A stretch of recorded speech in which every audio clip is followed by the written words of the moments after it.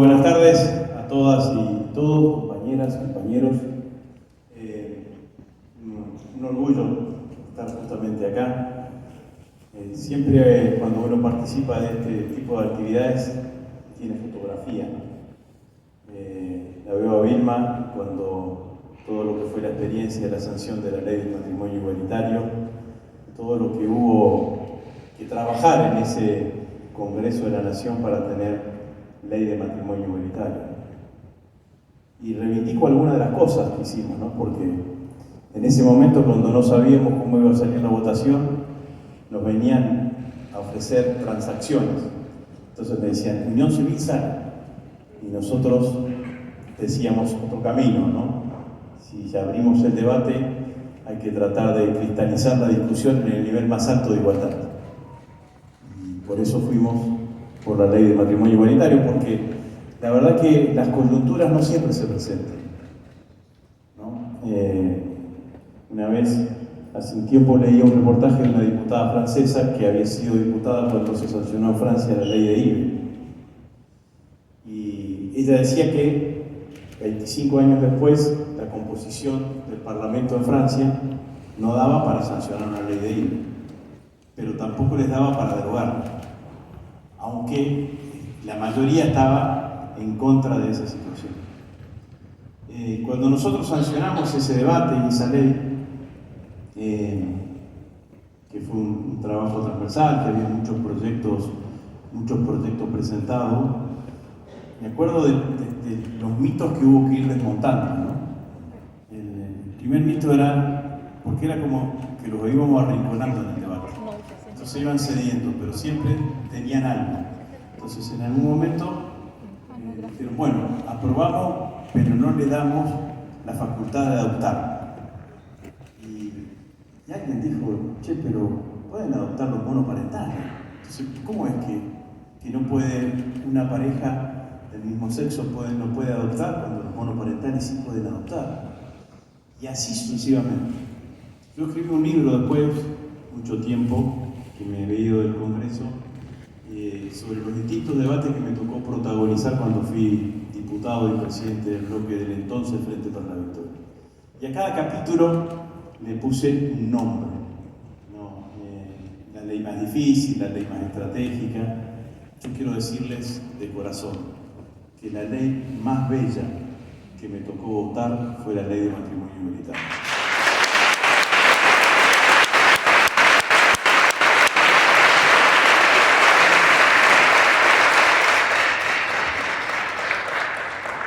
Recuerdo también que cuando Cristina la promulgó,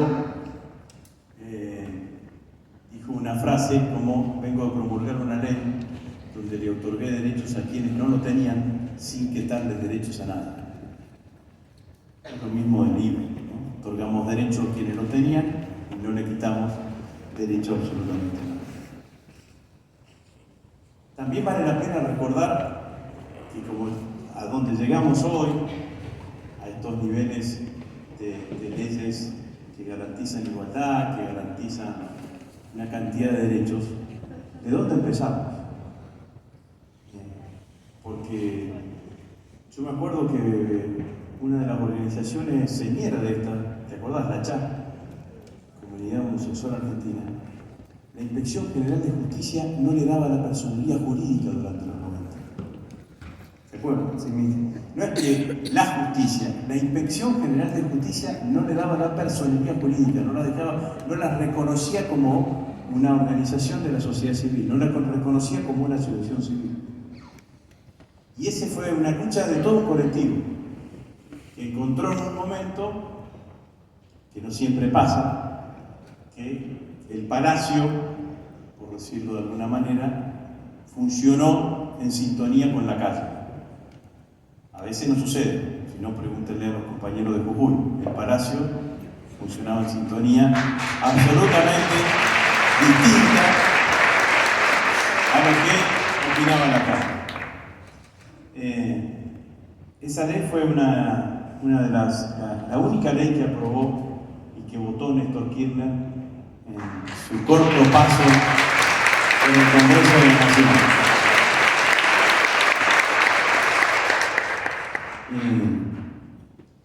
Y claro, y recuerdo mucho las palabras de él. Néstor era un tipo que a veces hablaba poco, no argumentaba tanto, pero decía cosas con mucha profundidad. Entonces él estábamos en la banca y me decía: esta ley no la vamos a disfrutar nosotros, Agustín, la van a disfrutar nuestros hijos. Ellos van a vivir una nueva era, van a vivir su sexualidad de manera distinta y la forma de relacionarse de manera distinta. Y claramente que fue así. Claramente que apareció de una manera distinta la forma de comunicarse, sobre todo de los jóvenes, y sobre todo de sacarse una cantidad de tabúes que existían.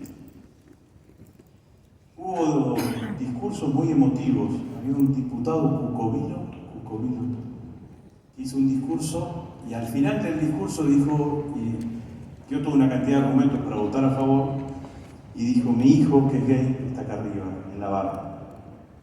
Entonces ya no era un discurso, era un testimonio, ¿no?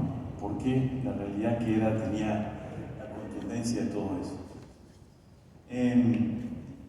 Y yo me acuerdo que dije, entre otras cosas, que las leyes nunca son un punto de llegada, son un punto de partida.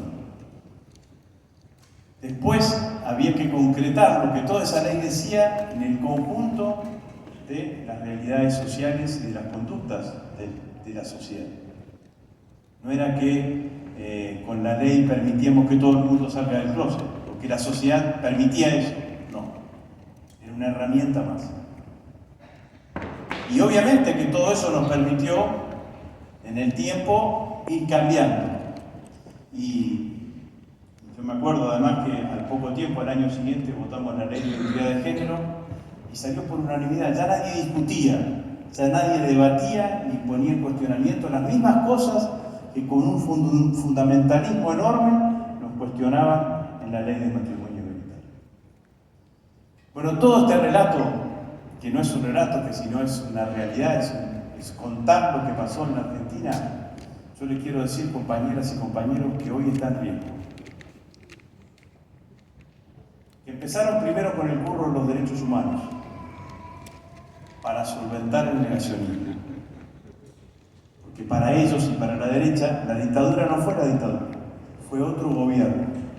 Cuando ustedes hablan con cualquier militante de la derecha, no dice la dictadura, dice el gobierno militar, cuando estaban los militares. No fue un gobierno, otro gobierno, fue la dictadura. Y después van a seguir con el curro, ya están siguiendo, con el curro del feminismo. Por eso, los tres candidatos de la derecha, ninguno de esos tres, o los tres, plantean la eliminación del Ministerio de las Mujeres. Y después van a seguir con el curro de la diversidad. Los curros son la denominación que ellos utilizan para ir quitándote derechos, para permitir que aparezcan las formas de violencia fascista que se han expresado en diferentes momentos en la sociedad argentina. Eso es lo que también está en juego en esta próxima elección. Hay una cantidad de valores y hay una democracia que nosotros, digo nosotros no en términos individuales, la sociedad argentina como colectivo logró construir, de la cual estamos orgullosos. Hay algunos que no quieren esta democracia.